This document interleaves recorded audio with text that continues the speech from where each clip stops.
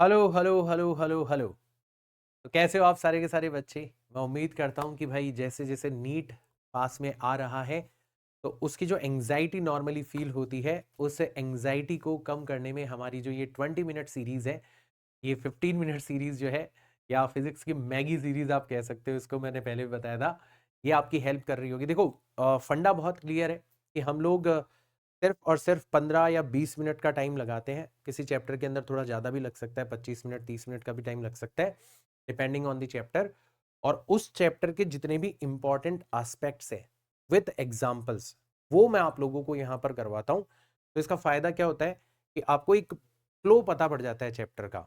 और दूसरी चीज कि आप मेरी स्टाइल के अंदर पढ़ते हो तो चीजें कहीं ना कहीं आपके दिमाग के अंदर रिटेन होने लगती है, आप चीजों को याद रखने लगते हो। तो याद करना बहुत जरूरी है। आपने साल भर अच्छे से पढ़ा है, सब कुछ सही है, लेकिन अगर आखिरी में आप चीजों को भूल गए तो फिर बहुत बड़ी समस्या खड़ी हो सकती है। और बच्चे बोलते भी हैं कि सर, टाइम पर सबसे ज्यादा जो कमेंट मुझे सबसे ज्यादा जो सवाल मेरे पास में आता है ना बच्चों का, वो यही आता है कि सर आखिरी टाइम पर ऐसा लग रहा है कि जैसे सब भूलते जा रहे हैं।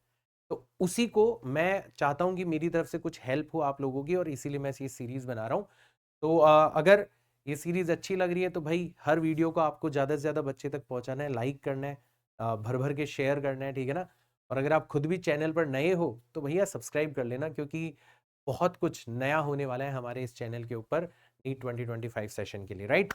सो today we will complete atoms in 15 minute, just 15 minutes का टाइम हम लेंगे और पूरा का पूरा एटम हम लोग रिवाइज करेंगे। तो देखो, एटम के अंदर हम बेसिकली जो मॉडल्स हैं उनका डेवलपमेंट कैसे हुआ वो पढ़ते हैं। जैसे सबसे पहले बहुत सिंपलिस्टिक मॉडल हमें पता चला, जे जे थॉमसन ने बताया कि भैया जो एटम है वो एक स्फेरिकल स्ट्रक्चर है, और उस पूरे के पूरे स्फीयर के अंदर पॉजिटिव चार्ज भरा हुआ है, जैसे तरबूज के अंदर जो उसका लाल वाला हिस्सा होता है वैसे। और कहीं कहीं बीच बीच में आपके जैसे बीज होते हैं वैसे इलेक्ट्रॉन्स वहां पर मौजूद है, राइट। तो बेसिकली जे जे थॉमसन ने यही दिमाग लगाया था कि यार एटम जो है ना, उसमें से इलेक्ट्रॉन्स बाहर निकलते हैं, और ओवरऑल एटम जो है वो न्यूट्रल होता है, तो बेसिकली अंदर पॉजिटिव चार्ज भी होना चाहिए। तो उन्होंने जो न्यूट्रलिटी ऑफ एटम है उसको बहुत अच्छे से एक्सप्लेन कर दिया, बट उनका मॉडल बहुत ज्यादा सिंपलिस्टिक था, प्लम पुडिंग मॉडल भी इसको कहा जाता है। इसकी फिर बहुत सारी समस्याएं थी जो बाद में जाके पता चली। जैसे हमें ये पता चला कि इलेक्ट्रॉन्स जो हैं वो रेडिएशन एमिट करते हैं।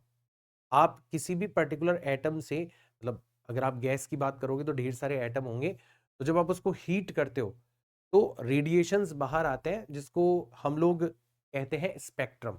उस स्पेक्ट्रम के ऊपर बेस्ड क्वेश्चंस बहुत ज्यादा पूछे जाते हैं, उसकी भी हम बात करेंगे। तो उसके बारे में जे जे थॉमसन के मॉडल से कहीं कोई हवा नहीं लगती। तो फिर ट्राई किया रदरफोर्ड मॉडल ने। रदरफोर्ड ने अपना एक बहुत ही फेमस एक्सपेरिमेंट डिजाइन किया, जिसको अल्फा पार्टिकल स्कैटरिंग एक्सपेरिमेंट बोलते हैं। उन्होंने एक बहुत पतली गोल्ड फॉयल के ऊपर अल्फा पार्टिकल्स की बॉम्बार्डिंग करवाई। उन्होंने सरप्राइजिंगली नोटिस किया कि मैक्सिमम अल्फा पार्टिकल्स जो है ना, वो बिना डिफ्लेक्ट हुए बिल्कुल सीधे आर पार निकल जाते हैं। मतलब जे जे थॉमसन भाई साहब का मॉडल तो गलत है। पक्का मॉडल के अंदर, पक्का एटम के अंदर जो लगभग पूरा का पूरा वॉल्यूम है वो एम्प्टी स्पेस होना चाहिए, तभी अल्फा पार्टिकल्स के ऊपर कोई फर्क नहीं पड़ रहा। लेकिन फिर भी लगभग 8000 में से एक बार ऐसा होता है कि कोई अल्फा पार्टिकल टकरा के वापस से लौट जाता है, ठीक है। तो इसके बेसिस पे हमें पता चलता है कि यार एटम के अंदर है तो सही पॉजिटिव चार्ज, बट वो बहुत छोटे वॉल्यूम के अंदर कंसंट्रेटेड है। उसकी साइज भी रदरफोर्ड ने निकाली थी, उसको बोला जाता है न्यूक्लियस। तो न्यूक्लियस की जो डिस्कवरी है वो रदरफोर्ड ने की थी, राइट। उन्होंने फिर हमें न्यूक्लियस की साइज के बारे में, इलेक्ट्रॉन किस तरीके से न्यूक्लियस के चारों तरफ स्टेबल रह पाते हैं, तो उन्होंने प्लेनेटरी मॉडल हमें बताया कि भाई जो न्यूक्लियस है उसके चारों तरफ इलेक्ट्रॉन चक्कर लगाते हैं। और ये जब इलेक्ट्रॉन्स चक्कर लगाते हैं तो जो न्यूक्लियस के और इलेक्ट्रॉन के बीच में जो इलेक्ट्रोस्टैटिक अट्रैक्शन लग रहा है वो रिक्वायर्ड सेंट्रीपिटल फोर्स की तरह बिहेव करने लगता है, और इलेक्ट्रॉन्स सर्कुलर ऑर्बिट के अंदर चक्कर लगाने लगते हैं, राइट। लेकिन फिर इससे और समस्याएं खड़ी हो गई। जैसे एक समस्या ये खड़ी हो गई कि सर, मैक्सवेल की जो थ्योरी है उसके अकॉर्डिंग कोई भी इलेक्ट्रॉन अगर एक्सेलरेटेड होता है, कोई भी चार्ज अगर एक्सेलरेटेड होता है तो सर्कुलर मोशन के अंदर हमेशा एक्सेलरेशन मौजूद होता है, राइट, क्योंकि वेलोसिटी की डायरेक्शन तो हर पॉइंट पर चेंज हो रही है। तो ये जो मॉडल है रदरफोर्ड का उसमें एक दिक्कत है सर कि इलेक्ट्रॉन जो है वो एक्सेलरेटेड है और एक्सेलरेटेड चार्ज पार्टिकल की एनर्जी कंजर्व्ड नहीं रहती, वो रेडिएशन की फॉर्म में अपनी एनर्जी को एमिट करता है। तो रेडिएशन तो निकल रही है, इसका मतलब मैक्सवेल तो गलत नहीं है, तभी तो हमें स्पेक्ट्रम मिल रहा है। यानी कि पक्का रदरफोर्ड भाई साहब जी गलत है। रदरफोर्ड के मॉडल में कमी है क्योंकि उनके मॉडल के हिसाब से तो जो इलेक्ट्रॉन है उसकी एनर्जी रेडिएशन की फॉर्म में बाहर निकलती चली जाएगी और धीरे धीरे इलेक्ट्रॉन जो है वो स्लो डाउन होते होते न्यूक्लियस के अंदर जंप कर लेगा, कूद कर आत्महत्या कर लेगा, राइट। तो ऐसा होता नहीं है भाई, ऐसा होता तो एटम स्टेबल थोड़ी ना होता है, एटम तो बहुत स्टेबल होता है, राइट। तो हमें पता पड़ गया कि रदरफोर्ड के मॉडल में ही कोई झोल है, ठीक है। उसको करेक्ट किया बोर ने। रदरफोर्ड के मॉडल में एक और कमी थी, रदरफोर्ड का जो मॉडल था वो स्पेक्ट्रम की डिस्क्रीटनेस को भी एक्सप्लेन नहीं कर पाया था। हम देखते हैं कि किसी भी गैस का जब स्पेक्ट्रम मिलता है तो उसमें सारी की सारी वेवलेंथ मौजूद नहीं होती, कुछ स्पेसिफिक वेवलेंथ ही मौजूद होती है। ऐसा क्यों होता है, इसके बारे में भी रदरफोर्ड के मॉडल से हमें कोई जानकारी नहीं मिलती। तो ये थोड़ा सा थ्योरेटिकल एस्पेक्ट है। अब यहां से चालू होता है आपका चैप्टर जिसके ऊपर नॉर्मली क्वेश्चंस पूछे जाते हैं नीट के अंदर और जेईई मेंस के अंदर, राइट।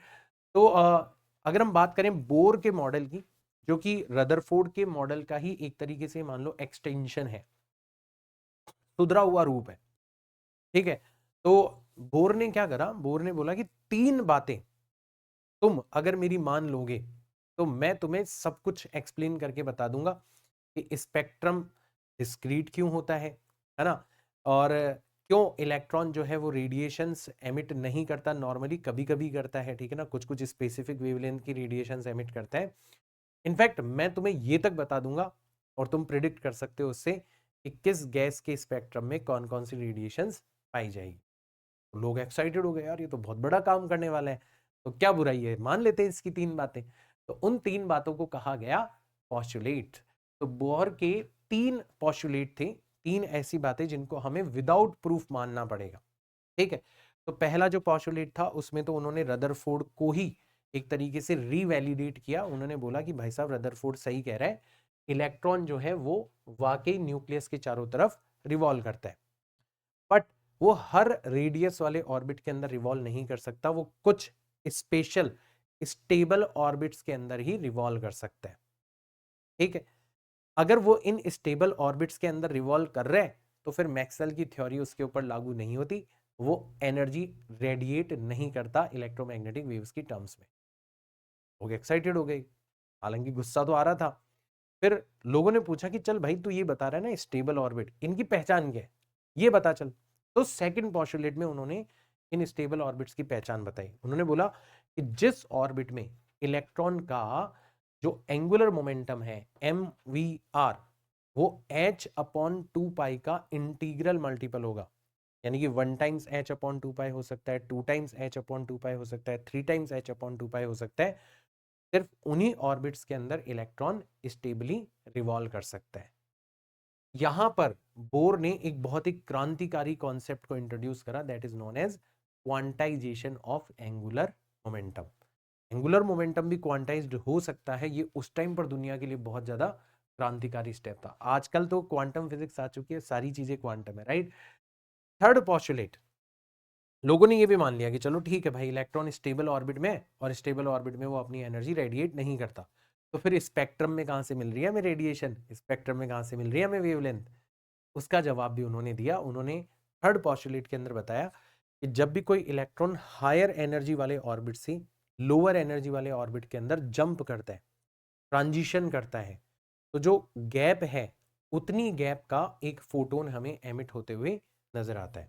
या फिर अगर उतनी एनर्जी का फोटोन आप दे दोगे इलेक्ट्रॉन को, तो इलेक्ट्रॉन लोअर एनर्जी स्टेट से हायर एनर्जी स्टेट के अंदर पहुंच जाता है, एक्साइटेड हो जाता है।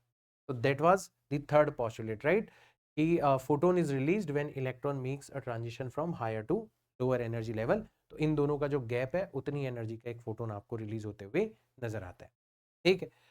फिर इन सब के बेसिस पे हम लोगों ने क्या करा, जो ऑर्बिटल पैरामीटर्स है उनका डिपेंडेंस हमने यहां पर देख लिया, और ये फॉर्मूला एज इट इज तुम्हें ध्यान में रखना है कि जैसे रेडियस के बारे में हमें पता चला कि जो रेडियस है किसी भी पर्टिकुलर ऑर्बिट की वो 0.529 times n square upon Z angstrom होती है, मतलब एन स्क्वायर के डायरेक्टली प्रोपोर्शनल होती है और जेड के इन्वर्सली प्रोपोर्शनल होती है। एन यहाँ पर दी प्रिंसिपल क्वांटम नंबर यानी कि नंबर ऑफ ऑर्बिट है, पहला ऑर्बिट, दूसरा ऑर्बिट, तीसरा ऑर्बिट, और जेड यहाँ पर एटॉमिक नंबर है, राइट। फिर अपन बात करें स्पीड की, ठीक है, तो स्पीड का जो फॉर्मूला है 2.18 multiplied by 10⁶ Z upon N. तो ध्यान रखना स्पीड जो है वो एन की इन्वर्सली प्रोपोर्शनल है और जेड के डायरेक्टली प्रोपोर्शनल है। और तीसरा एनर्जी, तो energy is given by -13.6 Z square के डायरेक्टली प्रोपोर्शनल और एन स्क्वायर के इन्वर्सली प्रोपोर्शनल। इलेक्ट्रॉन वोल्ट के अंदर ये फॉर्मूला वर्क करता है, कभी जरूरत पड़े तो आप जूल्स में कन्वर्ट कर सकते हो 1.6 इंटू 10⁻⁻19 से मल्टीप्लाई करके, ठीक है ना। सिर्फ ये 3 फॉर्मूले आपको ध्यान में रखने हैं, दैट्स इट। और इनकी भी अगर वैल्यूज ध्यान में ना हो कोई दिक्कत नहीं है, आप तो डिपेंडेंस ध्यान में रख लेना, उनके ऊपर बेस क्वेश्चंस आप लोगों को पूछे जाते हैं, राइट। अब ये सब कुछ बता दिया, तो फिर हम लोगों ने नोटिस किया कि ये जो एनर्जी लेवल्स है उनके बीच का जो गैप है, जैसे जैसे आप जाते जाओगे ऊपर हायर एनर्जी लेवल पर, तो वो गैप कम होता चला जाएगा। तो 5 एनर्जी लेवल्स की एनर्जी आप लोगों को ध्यान में रख लेनी है। जैसे जो पहला एनर्जी लेवल है उसकी एनर्जी कितनी है फर्स्ट की, इसको अपन बोलते हैं ग्राउंड स्टेट, तो ये है -13.6 electron volt, it is known as ground state, ठीक है। फिर उसके बाद में जो दूसरा एनर्जी लेवल है उसकी एनर्जी निकल के आती है, फॉर्मूला आप लोगों के पास में -3.4 इलेक्ट्रॉन वोल्ट। तो देखो कितना बड़ा गैप हो गया। जो तीसरा है वो हो गया -1.51 इलेक्ट्रॉन वोल्ट, गैप हो गया छोटा। चौथा हो गया -0.85 और छोटा। पांचवा हो गया -0.54 और छोटा हो गया गैप। और ये हो गया 0 और छोटा हो गया। जैसे जैसे ऊपर जाओगे वैसे वैसे गैप कम होता चला जा रहा है और इनफाइनाइट पर जाते जाते आपकी एनर्जी कितनी हो जाती है, 0 हो जाती है। तो ऐसे आपके एनर्जी लेवल्स होते हैं। और ये ग्राउंड स्टेट के अलावा जितनी भी स्टेट्स है वो कहलाती है एक्साइटेड स्टेट। तो ये कहलाएगा फर्स्ट एक्साइटेड स्टेट, ये कहलाएगा सेकंड एक्साइटेड स्टेट, ये कहलाएगा third excited state, and so on and so on and so. तो अब हमें पता चलेगा कि रेडिएशंस एमिट कहां से हो रही। तो जैसे मान लो इलेक्ट्रॉन किसी भी हायर ऑर्बिट से जब ग्राउंड स्टेट के अंदर ट्रांजिशन करता है तो हमें लाइमन सीरीज मिलती है, लाइमन सीरीज की वेवलेंथ मिलती है। हम नोटिस करते हैं कि इसकी जो फर्स्ट वेवलेंथ है वो हमें तब मिलती है जब इलेक्ट्रॉन सेकंड ऑर्बिट से फर्स्ट ऑर्बिट के अंदर जंप करता है। इसमें जो एनर्जी गैप है वो सबसे छोटा है। लाइमन सीरीज की बाकी लाइंस को देखोगे तो उनमें सबसे छोटा एनर्जी गैप है, यानी कि सबसे कम एनर्जी का फोटोन कब रिलीज होता है लाइमन सीरीज में, फर्स्ट ट्रांजिशन के अंदर, सेकंड से 1 में आ जाए इलेक्ट्रॉन। और एनर्जी गैप जितना कम होगा एनर्जी लैम्डा के इनवर्सली प्रोपोर्शनल होती है, तो आपको मिलेगी लार्जेस्ट वेवलेंथ। तो कोई पूछ ले तुमसे कि बताओ लाइमन सीरीज की लार्जेस्ट वेवलेंथ आपको कब मिलती है, फर्स्ट ट्रांजिशन के अंदर, जब इलेक्ट्रॉन सेकंड से फर्स्ट के अंदर ट्रांजिशन करते हैं। और स्मॉलेस्ट कब मिलती है, लास्ट वेवलेंथ के अंदर, ठीक है, जो लास्ट वाली ट्रांजिशन है उसके अंदर, जब इलेक्ट्रॉन इनफाइनाइट से फर्स्ट के अंदर आता है। तो एनर्जी गैप सबसे ज्यादा हो गया, यानी कि वेवलेंथ सबसे। तो आप ध्यान रख लेना किसी भी स्पेक्ट्रल सीरीज की जो फर्स्ट लाइन होती है वो उस स्पेक्ट्रल सीरीज की मैक्सिमम वेवलेंथ वाली लाइन होती है, और जो लास्ट लाइन होती है वो उस स्पेक्ट्रल सीरीज की मिनिमम वेवलेंथ वाली लाइन होती है, ठीक है। तो इस तरीके से आप देखते हो कि जब इलेक्ट्रॉन हायर ऑर्बिट से फर्स्ट ऑर्बिट के अंदर जंप करता है तो आपको लाइमन सीरीज, जब हायर ऑर्बिट से सेकंड ऑर्बिट के अंदर जंप करता है तो बामर सीरीज, थर्ड के अंदर जंप करता है तो पाश्चन, फोर्थ के अंदर जंप करता है तो ब्रैकेट। इस तरीके से आपको डिफरेंट स्पेक्ट्रल सीरीज मिलती है। जो चीज इंपॉर्टेंट थी वो मैंने बता दी, उसको आप नोट कर लेना कि फर्स्ट लाइन सबसे लार्जेस्ट वेवलेंथ होगी और लास्ट लाइन सबसे स्मॉलेस्ट वेवलेंथ होगी किसी भी पर्टिकुलर स्पेक्ट्रल सीरीज। अच्छा, यहां पर एनर्जी गैप जो है ना वो सबसे ज्यादा नजर आ रहा है, सबसे ज्यादा एनर्जी के फोटोन इस सीरीज में, मतलब इनकी फ्रीक्वेंसी सबसे ज्यादा होगी, ये अल्ट्रा वायलेट रीजन के अंदर होंगे। फिर उनसे थोड़ी सी कम हो जाएगी इनकी, तो ये विजिबल रीजन में होती है सीरीज। तो सबसे पहले जो डिस्कवरी हुई थी ना वो बामर सीरीज की हुई थी, क्यों, क्योंकि ये विजिबल रीजन के अंदर है। फिर उसके बाद में जो पास्चन सीरीज है, ब्रैकेट सीरीज है, वो सब इंफ्रारेड रीजन के अंदर होती है, इनकी वेवलेंथ और ज्यादा हो जाती है, फ्रीक्वेंसी और कम हो जाती है। तो ये डिफरेंट डिफरेंट स्पेक्ट्रल सीरीज होती है जिनके बारे में हम लोगों को ध्यान में रखना है। ये पर्टिकुलर फॉर्मूला है जो कि आप लोगों के बहुत ज्यादा काम आने वाला है, ठीक है। 1/λ इज आर, आर होता है रेडबर्ग कांस्टेंट इसकी वैल्यू 1.097 इंटू 10⁻7 होती है, टाइम्स जेड स्क्वायर 1 छोटे नंबर का स्क्वायर माइनस 1 बड़े नंबर का स्क्वायर। ऐसे याद रखना, पहले छोटे नंबर का स्क्वायर फिर बाद में बड़े नंबर का स्क्वायर। और मान लो अगर कोई इलेक्ट्रॉन nth ऑर्बिट के अंदर है तो वहां से वो कितने ट्रांजिशन कर सकता है, तो टोटल नंबर ऑफ ट्रांजिशन जो है वो आप लोगों को डायरेक्ट ध्यान रखना है n into n-1 divided by 2। जैसे मान लो इलेक्ट्रॉन 4th ऑर्बिट में है तो 4 मल्टीप्लाइड बाय 3 डिवाइडेड बाय 2 मतलब 6 ट्रांजिशंस। वो 4 से 3 में जा सकता है, 4 से 2 में जा सकता है, 4 से 1 में जा सकता है, वो 3 से 2 में जा सकता है, 3 से 1 में जा सकता है, या फिर वो 2 से 1 में जा सकता है। ऐसे टोटल 6 ट्रांजिशंस उसके पॉसिबल है, मतलब 6 स्पेक्ट्रल लाइंस जो है वहां पर बन सकते हैं। तो ये भी फॉर्मूला आपके कई बार काम आ जाता है। मैक्सिमम चांसेस है जो इस पेज के ऊपर इंफॉर्मेशन है that information will be used in question, ठीक है। जैसे ये क्वेश्चन देखो आप, ये तो सब मैं बता ही चुका हूं, ठीक है ना। ये वाला क्वेश्चन देखो आप find ratio of largest wavelength of Lyman series, मतलब पहली लाइन, ठीक है, and smallest wavelength of बामर series, मतलब बामर सीरीज की आखिरी लाइन। बस पता पड़ गया, क्वेश्चन खत्म। तो लार्जेस्ट वेवलेंथ का मतलब फर्स्ट लाइन लेनी है, मतलब 2 से 1 में आना है। तो 1/λ1 तो हो जाएगा r, 1 छोटे नंबर का स्क्वायर, 1 बड़े नंबर का स्क्वायर। तो 1 - 1/4 करोगे तो 3r/4 रह जाएगा, ठीक है। और स्मॉलेस्ट वेवलेंथ ऑफ बामर मतलब लास्ट लाइन लेनी है, मतलब हमें इनफाइनाइट से सेकंड के अंदर आना है। बामर है ना, इसका मतलब आना सेकंड के अंदर। तो इसकी जो वेवलेंथ होगी 1/λ2 r, 1 छोटे नंबर का स्क्वायर माइनस 1 बड़े नंबर का स्क्वायर, तो इनफाइनाइट का स्क्वायर तो इनफाइनाइट ही होते हैं, तो यहाँ पर बच जाएगा r/4। तो यहाँ से आप λ1 की वैल्यू निकाल लोगे 4/3r, यहाँ से λ2 की वैल्यू निकाल लोगे 4/r, और दोनों का डिवीजन करके 1/3, ये आप आंसर निकाल सकते, ये आप आंसर निकाल सकते। तो ये चीज आप लोगों को ध्यान रखनी है। क्या बड़ी बात है, आप बताओ, कुछ भी नहीं है, कर लोगे आसानी से, ठीक है ना। आपने सिर्फ और सिर्फ λ1 और λ2 की वैल्यू निकाल के रेशियो तो निकाला, बहुत बार पूछा गया है सर, बहुत बार, ठीक है। एक और क्वेश्चन अपन देख लेते हैं। When electron in hydrogen atom makes a transition from second excited state, अब ध्यान रखना सेकंड एक्साइटेड स्टेट का मतलब होता है n इज इक्वल टू 3, ये गलती मत करना।